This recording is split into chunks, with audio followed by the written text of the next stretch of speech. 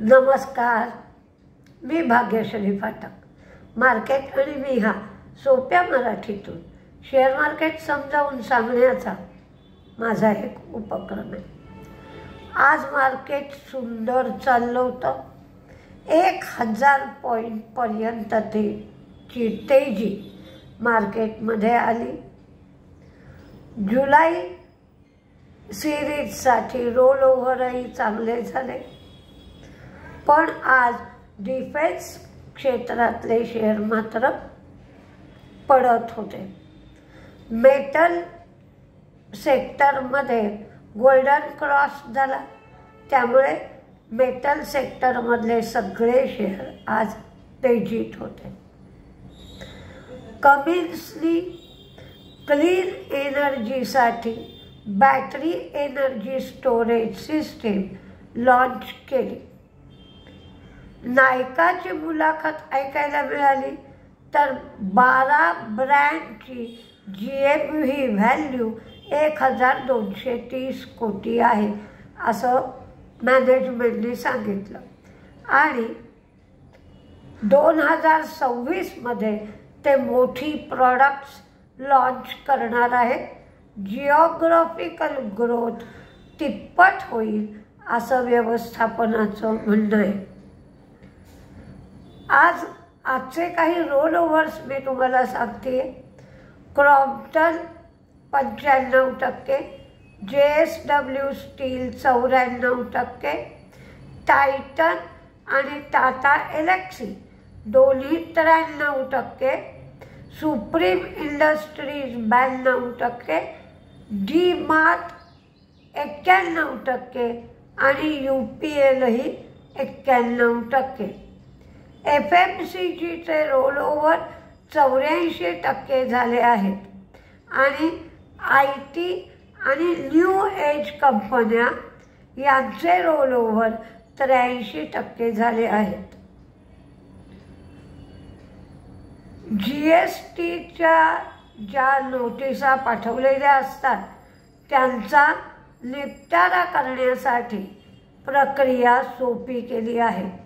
म्हणजे अपील करणं, रिव्ह्यू करणं आणि रिझोल्यूशन देणं, या सगळ्यासाठी व्यवस्था सोपी केली आहे। बँकिंग, इन्शुरन्स, ई-कॉमर्स आणि FMCG या क्षेत्रातल्या कंपन्या वैतागल्या होत्या आणि त्या म्हणत होत्या की GSTच्या ज्या नोटिसा पाठवल्या जातात त्यांच्यासाठीची प्रोसिजर जी आहे ती आणि प्रक्रिया जी आहे ती सोपी करावी। तर या विनंतीला मान देऊन ही प्रक्रिया सोपी करण्यात आली आहे। मेट्रो ब्रँडनी UKच्या क्लार्क्स बरोबर दीर्घ मुदतीसाठी करार केला आहे। हा करार डिस्ट्रीब्यूशन आणि मार्केटिंग यासाठी केला गेला आहे। हे डिस्ट्रीब्यूशन आणि मार्केटिंग भारत, श्रीलंका, नेपाळ, भूतान, बांगलादेश या ठिकाणी करायचं आहे। सरकार आता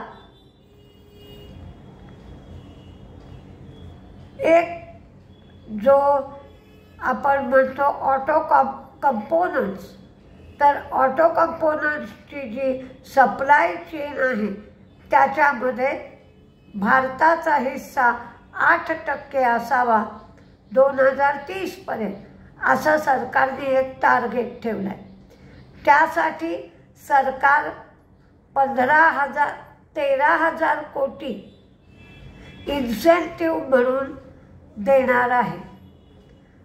तर यासाठी ज्या कंपन्यांना फायदा होईल त्याच्यामध्ये उनो मिंडा, सोना BLW, संवर्धना मदरसन अशा ओरिजिनल इक्विपमेंट मॅन्युफॅक्चरिंग कंपन्यांचा समावेश होतो।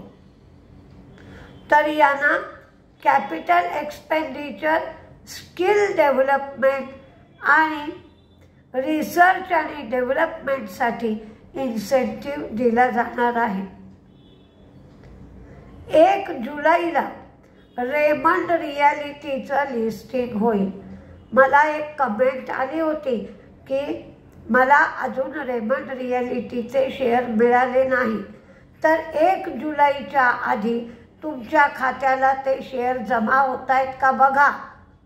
झालेच पाहिजेत आणि जर ते शेअर जमा झाले नाहीत त्याच्याऐवजी उद्याच तुम्ही मेल टाका की माझ्याकडे एवढे शेअर आहेत तर मला एवढे शेअर रेमंड रिॲलिटीचे मिळाले पाहिजेत. त्याशिवाय तुम्हाला ते शेअर लिस्टिंगच्या दिवशी विकता येणार नाहीत. रिलायन्स इन्फ्राला 600 कोटीची ऑर्डर, म्हणजे रिलायन्स इन्फ्राचा एक डिफेन्स आर्म आहे, त्यांना जर्मन कंपनीकडून 600 कोटीची ऑर्डर मिळाली. विपुल ऑर्गॅनिक्स हे मेम्ब्रेन उत्पादनात त्यांनी पदार्पण केलं. हिताची एनर्जीला 765 मेगावॅटच्या प्रोजेक्टसाठी पॉवर ग्रीडकडून ऑर्डर मिळाली.